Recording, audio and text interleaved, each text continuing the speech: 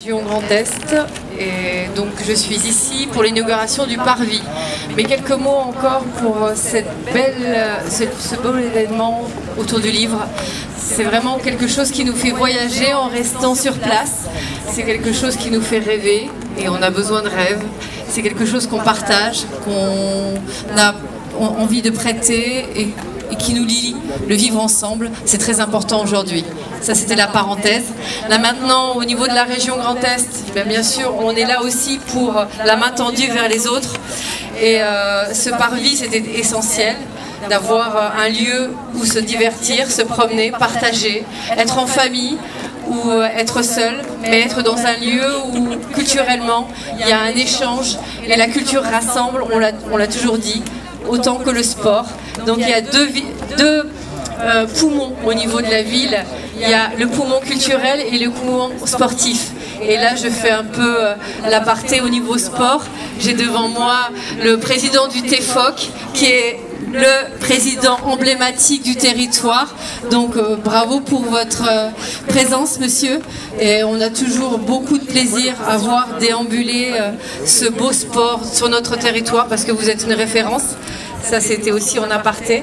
En tout cas, la région Grand Est a subventionné ce Parvis sur deux dispositifs d'intervention.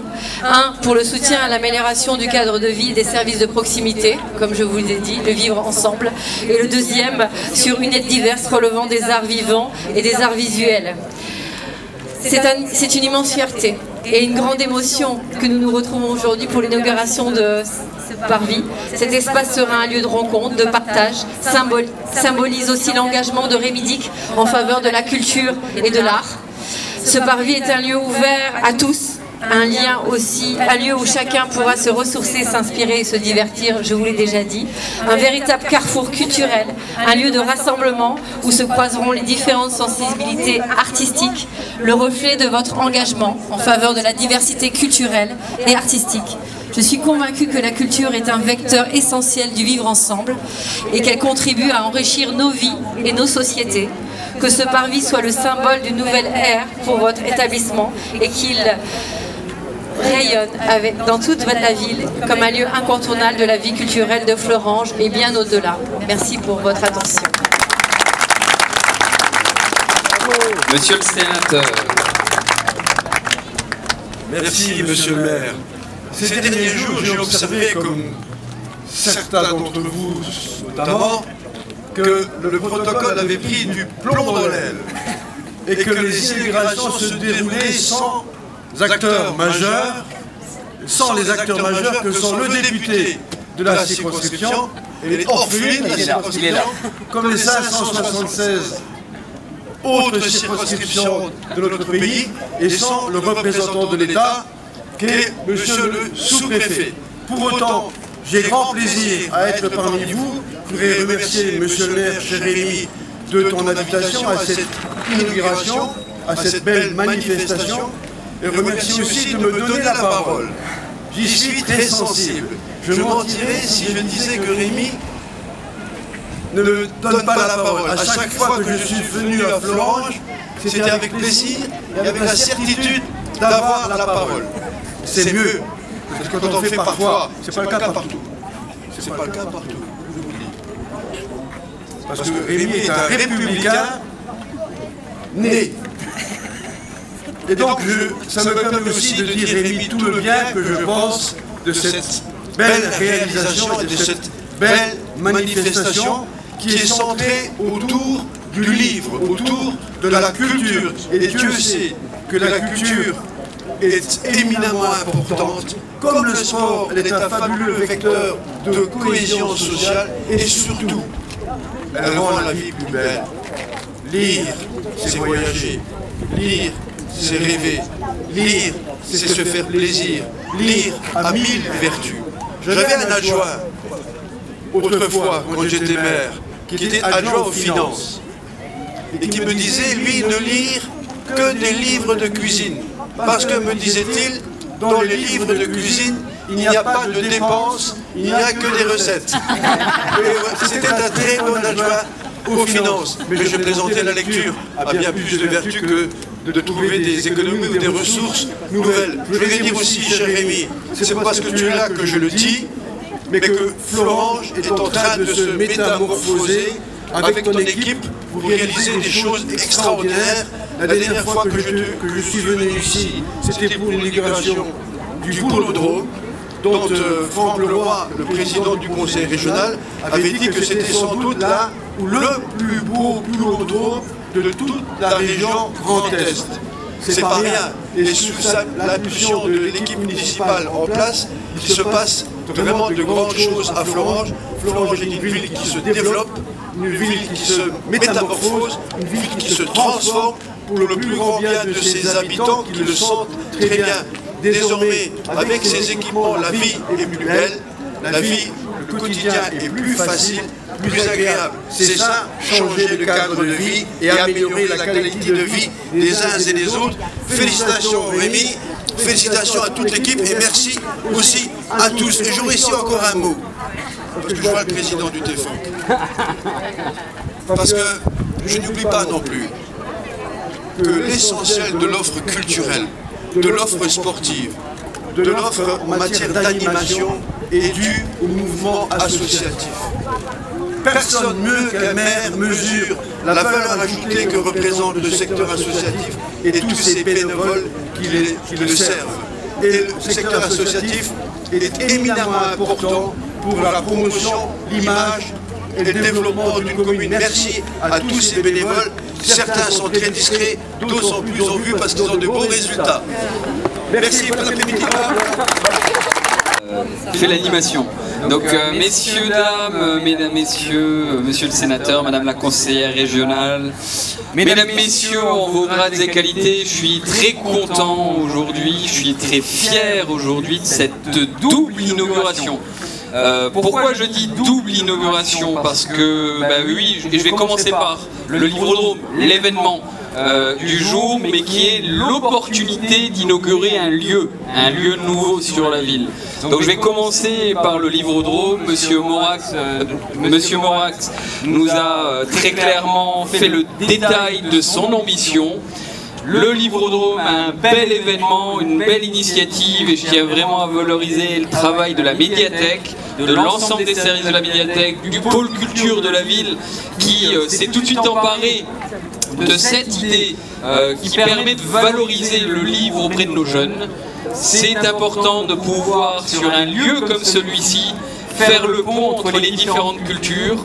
Et on a la médiathèque qui est juste là-bas, on a le centre culturel qui est juste en face, relié par ce magnifique parvis, le centre social et culturel La Moisson qui est juste à côté, et effectivement faire le pont entre toutes ces formes de la culture était évident pour cette inauguration du parvis. Et le Livrodrome est, je pense, le meilleur des moyens d'avoir, de pouvoir relier, j'allais dire, ces différents équipements. C'était surtout pour nous le meilleur moyen d'avoir un premier événement populaire.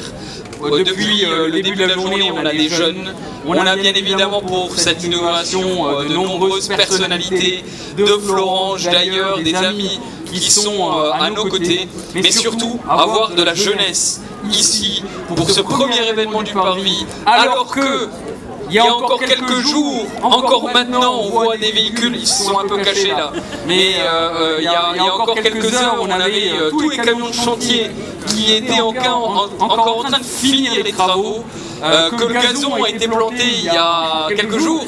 C'était jeudi dernier que le gazon a été planté. Donc c'est tout ça pour vous dire effectivement que c'était le meilleur moyen de pouvoir faire ce pont. Je tiens à valoriser évidemment l'engagement de M. Morax, de toutes les équipes du Livrodrome, des équipes du pôle culture et de la médiathèque de la ville de Florange.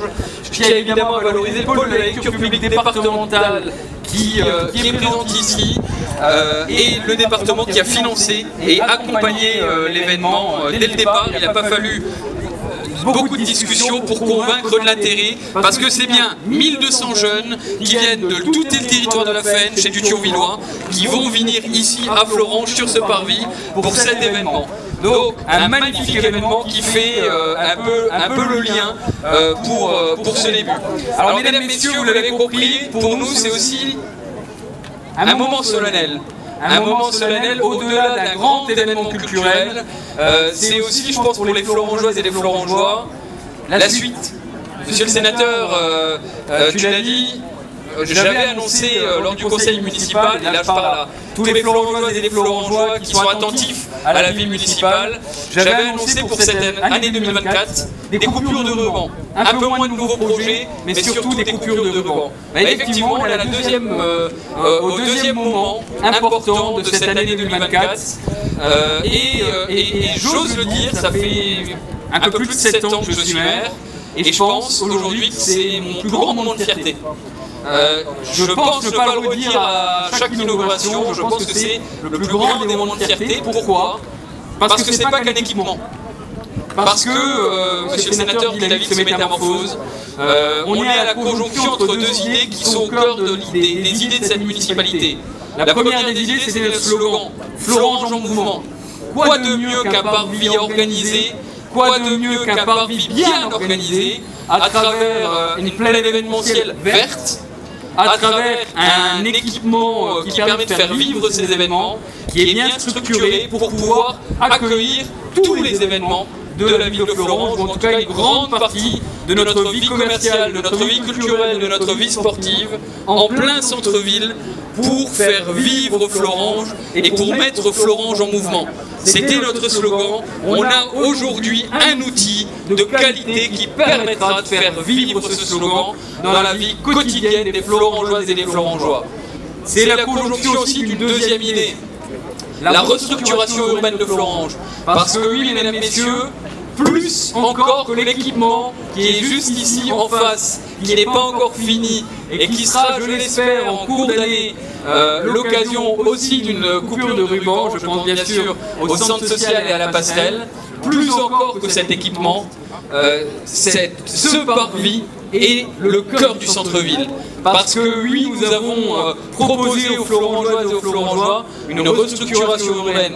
Nous avons proposé aux Florangeoises et aux Florangeois d'avoir la rénovation de ce centre-ville à travers de nombreux projets immobiliers qui vont se dérouler en proximité de cette avenue de Lorraine, à travers de nombreux nouveaux équipements commerciaux qui vont structurer l'avenue de Lorraine, à travers bien évidemment ce parvis qui lui-même va être encadré à l'avant par la passerelle agrandie, le centre social, des commerces et pas loin aux abords de 200 logements, des logements seniors, des logements jeunes actifs, de l'accession à la propriété, un nouveau Super U qui va commencer ses travaux cette semaine, et effectivement une dynamique commerciale nouvelle dans un centre-ville nouveau.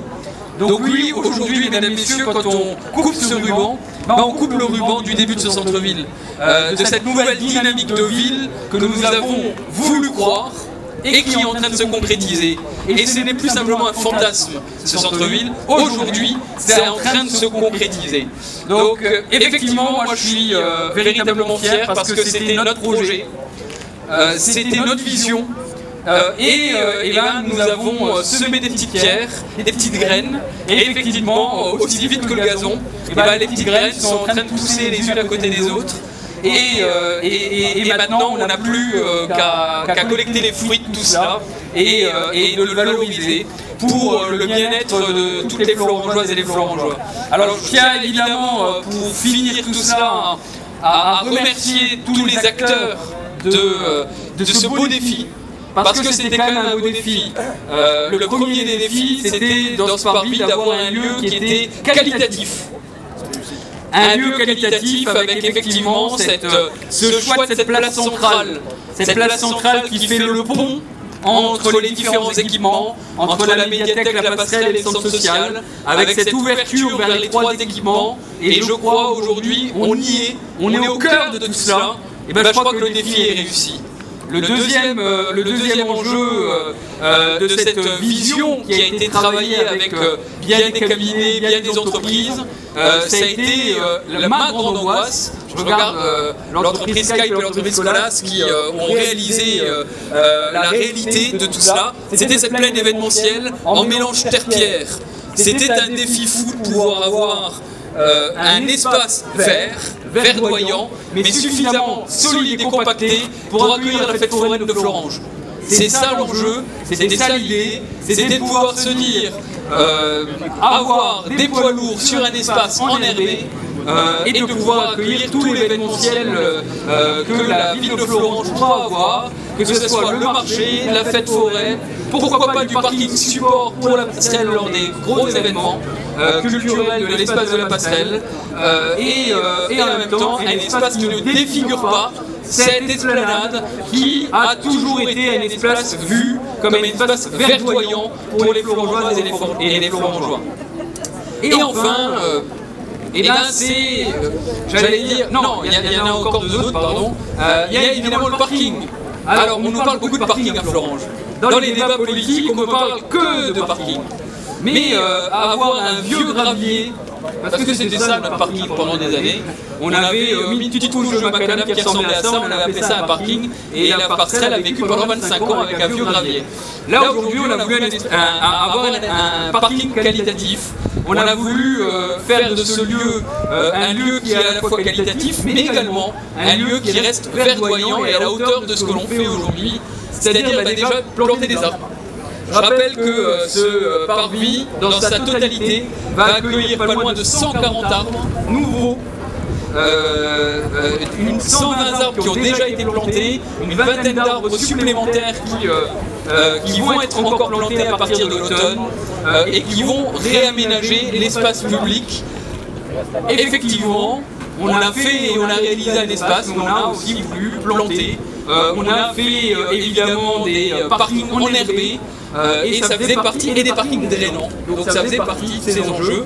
Et aujourd'hui, on a 3 fois plus d'espace de stationnement qu'il y en avait auparavant dans cet espace tel qu'il est réaménagé aujourd'hui. Ça peut paraître contre-intuitif au premier abord, mais quand c'est bien organisé, quand c'est bien structuré, il y a forcément un peu plus d'espace de stationnement. Enfin, je le dirais, le réaménagement de l'avenue de Lorraine, parce que, vous le voyez, comme cet espace doit accueillir du monde, cet espace doit accueillir du public, et tout au long de l'année, cette avenue folle, cette autoroute urbaine qui était l'avenue de Lorraine, il fallait la canaliser. Et effectivement, nous avons eu un vrai enjeu de sécurité routière que d'essayer de réduire la taille de la voirie. Je ne vous cache pas que le maire de Florange qui a pris la décision de passer un axe qui faisait 14 mètres de large à 6 mètres 50, le jour du lancement de la voirie, j'ai tout de suite dit à mes équipes, je veux que la police municipale soit là le jour de l'ouverture. Parce que moi-même j'avais un peu peur, pour ne pas être un peu plus trivial. Moi-même j'avais un petit peu peur, c'était tellement contre-intuitif pour les Florangeois et les Florangeois moyens que tout le monde me disait, mais vous êtes sûr, monsieur le maire? Vous êtes sûr? Est-ce que ça va tenir? Est-ce que 2 camions arriveront à passer? On est sur une route départementale, 14 000 véhicules jour, 2500 camions par jour. Et oui, on a réussi. Et je crois que cette avenue de Lorraine n'a jamais été aussi apaisée que depuis qu'on a réalisé cet aménagement. Et pourtant, le flux est là. Mais le flux est là, et maintenant à la place de rouler à 60 km/h, les camions roulent à 20 km/h, lèvent le pied et sont obligés de faire avec le réaménagement tel qu'il a été réalisé. Donc vous le voyez, je pourrais encore m'amuser à parler des fontaines, je pourrais être amené à parler de cet espace où on arrive à faire venir des jeux pour enfants sur cette esplanade, où on passe d'un jardin à l'anglaise qui était l'esplanade de la passerelle à un jardin à la française, bien organisé. Il y a plein de concepts qu'on pourrait travailler et réorganiser, plein de défis qui ont été organisés. Je tiens évidemment à valoriser les services techniques de la ville, les différents cabinets qui ont travaillé avec nous Bien évidemment, je pense à Iris Conseil, je pense, j'ai cité Colas, j'ai cité Kai, j'ai cité l'ensemble des entreprises qui ont participé à toute l'ingénierie, ceux qui ont réalisé les fontaines, évidemment, la fontainière et l'ensemble de ces équipes qui ont réalisé ce magnifique projet de cette esplanade nouvelle, un enjeu total de pas loin de 2 700 000 euros. 2 700 000 euros pour réaménager et parfaire ce parvis qui sera un parvis culturel, sportif, commercial et qui est bien aujourd'hui, maintenant, le nouveau centre-ville de la ville de Florange. Et je crois que ça se voit aujourd'hui, et je répète, c'est donc une véritable fierté. Fierté en tant que maire, bien évidemment. Fierté évidemment aussi. Je le dis, dans l'ensemble de mes fonctions, on est toujours très content de pouvoir voir autant de jeunes et d'événements qui peuvent se réaliser, évidemment. Donc voilà, mesdames et messieurs, ce que j'avais à dire aujourd'hui. Je pense que c'est le plus beau moment du mandat. C'est le plus beau moment du mandat. C'est la plus belle des inaugurations. Et il fait beau, on a commandé le beau temps, il était là, c'était pas évident pour le Livrodrome si il commençait à pleuvoir, mais tout est fait pour que ce soit une belle journée. Mesdames, messieurs, merci à toutes et à tous pour votre implication, merci à toutes et à tous pour votre présence, et bravo à tous, et vive Florange!